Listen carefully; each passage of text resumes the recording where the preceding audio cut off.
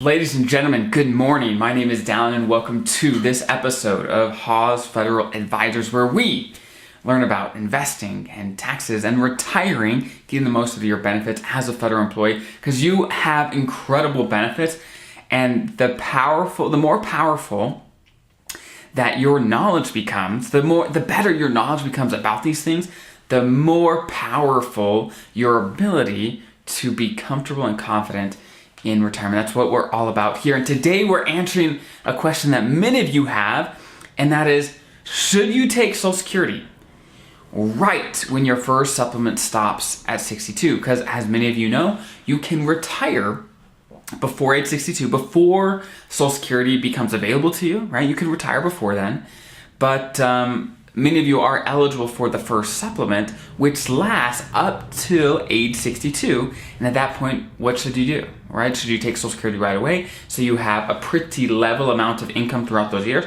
Or do you delay, right? And this is an age-old question that many federal employees, especially FERS federal employees where the FERS supplement comes into play, this is a big, big question that you have to answer. And it can make a vast difference in how your retirement ends up. So that's what we're going to dig in today. So hang on, buckle up. It's going to be a great ride. Okay, so before we dive really deep into some of the different things you need to consider when making this decision, and this will apply to you whether you are eligible for the FERS supplement or not, because all of you have to decide when to take Social Security, right? All of you do.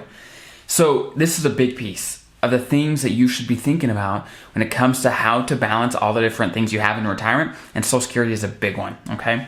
So one big piece of course, your retirement is your pension, right? And for many of you, right, that's going to be a really nice level piece of income from the time you retire, assuming you're eligible, you retire with an immediate retirement. It's going to be right when you retire for the rest of your life, which is a huge, huge deal. So that'll be a foundation of your income, which is great, right?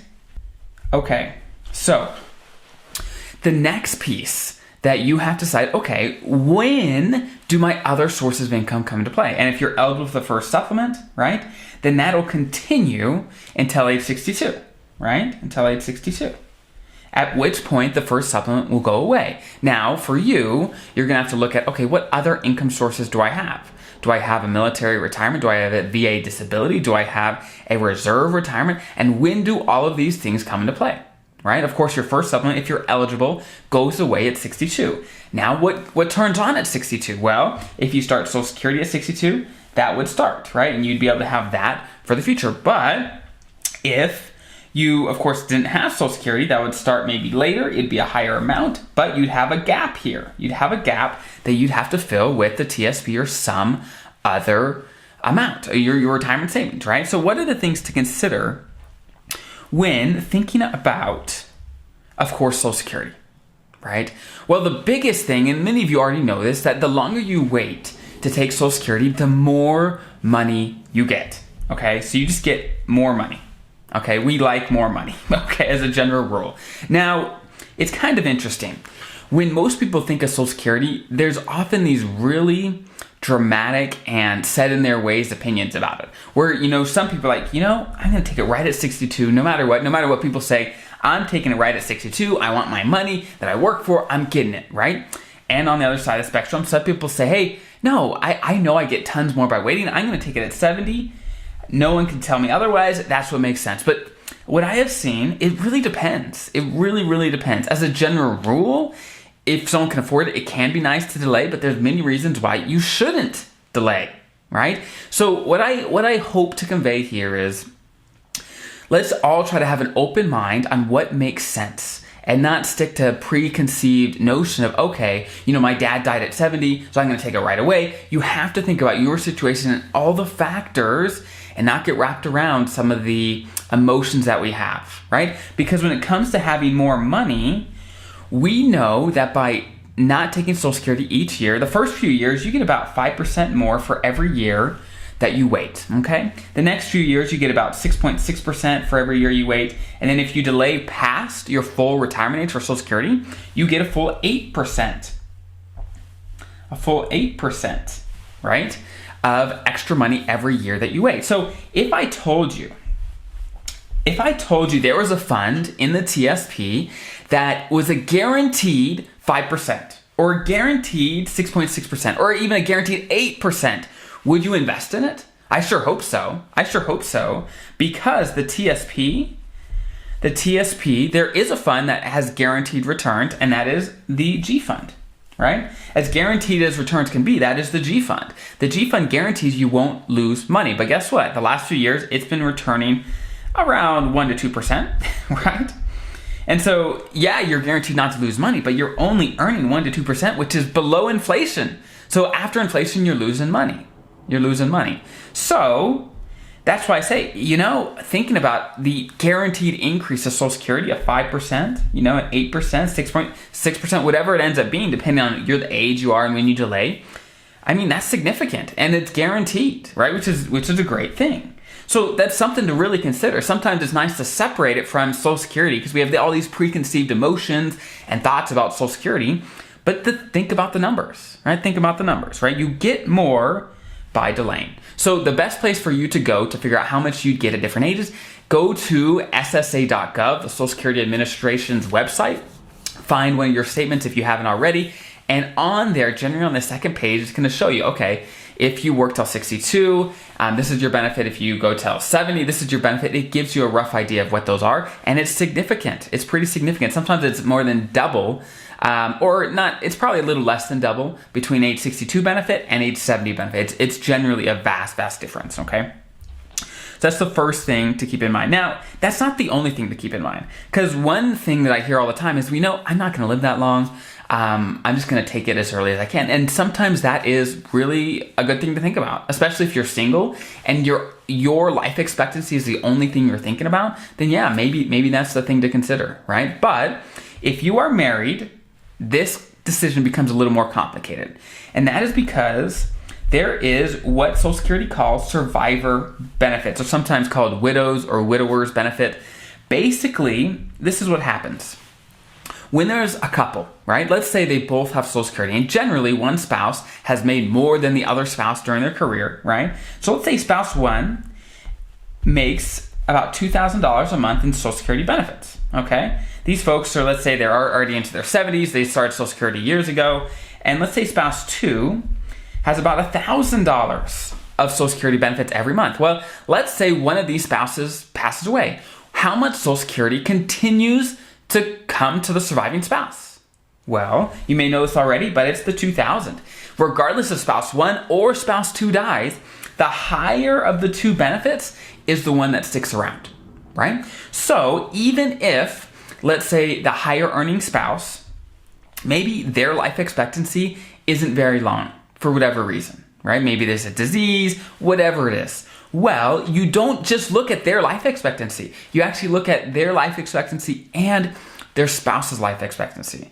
And you have to look at, okay, if I pass away, how much income is my spouse going to be left with? And should I delay Social Security so that they get more, that they have enough when you pass away? Because often they need more than 50% of what you guys are making now. Often when one spouse passes away, maybe 80-90% is applicable, but actually sometimes their expenses go up, right? Because maybe the man passed away and maybe she can't go out and mow the lawn or whatever. Sometimes the expenses go up because there's just different needs, right? So first it's, okay, how much does my spouse need if I pass away, and how much do I need if my spouse passes away, right? You have to look at both situations. And what should you do with Social Security to make that okay? And generally, the higher earning spouse makes the bigger difference because their benefit, assuming it's bigger, right, will last. When one spouse passes away, that's the one that's going to continue on. So that is another thing to consider, to potentially, hey, let's fill the gap. Let's delay Social Security, right? Will there be a gap in income? Yeah, there definitely will. But let's fill this gap with TSP or other retirement savings. Now, with all this being said, there are a couple situations where it does not make sense, where you should take Social Security right away at 62 and not delay. definitely. Now, like I said before, if you're single, then it's just based on your life, and then it depends. It depends on your life expectancy and things like that. So it's something to consider. But one thing to consider is if your TSP or your retirement savings is not healthy enough to really fill that gap comfortably, right? If you only have, a certain amount in your TSP that it would really kill the vast majority of it to try to fill that gap, then it may be worth it just to take Social Security early so that you have some money in your TSP, liquid money, so that if an emergency or something came up in retirement, you have a lot of money ready to go in your TSP or other retirement savings, IRA, 401k, whatever it is, right? So if your TSP is not healthy enough where it really, really just kill it, then sometimes it's like, well, you don't want to kill all your liquid money that you have control over right at the beginning of your retirement, right? So that's something to consider. Now, if your TSP is plenty healthy or you won't need very much of it during those years, then it may make sense, of course, to delay Social Security. That's one thing to consider. Now, like I had just talked about the higher earning spouse, where it generally makes sense for them to delay depending on the situation. Whenever we have a lower earning spouse, sometimes, just by virtue of them having lower benefits, it can make sense for them to take it early. Now, whenever we're talking about spouses, a huge factor that comes into play is their ages, okay? If they're exactly the same age, that matters. If there's a 10-year gap, that matters. And is the higher earner the older one or the younger one, right? That matters because the timing of when these income kicks in matters, right? It matters. And so definitely consider and look at your situation. It's okay. What is going on for me? What's going on for me? That makes a big difference. Now, like I was saying, because when one spouse passes away, the higher benefit continues on. That means that the lower earning spouse, their benefit, well, it certainly matters. It's just not going to last for both their life expectancy. It's only going to last until the first spouse passes away because the higher one is the one that then continues. So it can be an incentive just to go ahead and start the lower spouse right at 62 so that you can start getting benefits right away, right? Because it's not going to last for both of your lifetimes, right? Again, there are still reasons for both spouses to delay sometimes. It's just something to consider, some thoughts, right? This is far from a comprehensive look at every situation, but definitely some food for thought to consider when making this decision. Because again, whether you're eligible for the FERS supplement or not, you want to get an idea, okay, when should I take Social Security? Because it makes a big difference to the tune of thousands of dollars depending on when you take it, right? Even hundreds of thousands of dollars over a retirement. It can make a vast difference, right? So again, sometimes it makes sense to take it early. Sometimes it makes sense to delay. It depends on your situation. Now, I mentioned the FERS supplement. If you're not familiar with the FERS supplement, definitely check that out. I have a really great article that's super comprehensive about who gets it, how much it's going to be, how to calculate it, exactly all those things, how it's going to be reduced if you're working another job. It's all in there. So if you just Google the FERS supplement, the ultimate guide, my website will be the first one to pop up. It'll be right there, ready to go. So definitely check that out. So I hope that was helpful today, guys. Good luck. Definitely do more research. If there's any pieces of this that you don't understand, or put the questions you have in the comments below. And there's actually a link below in the description where I always do a Q&A on Saturdays.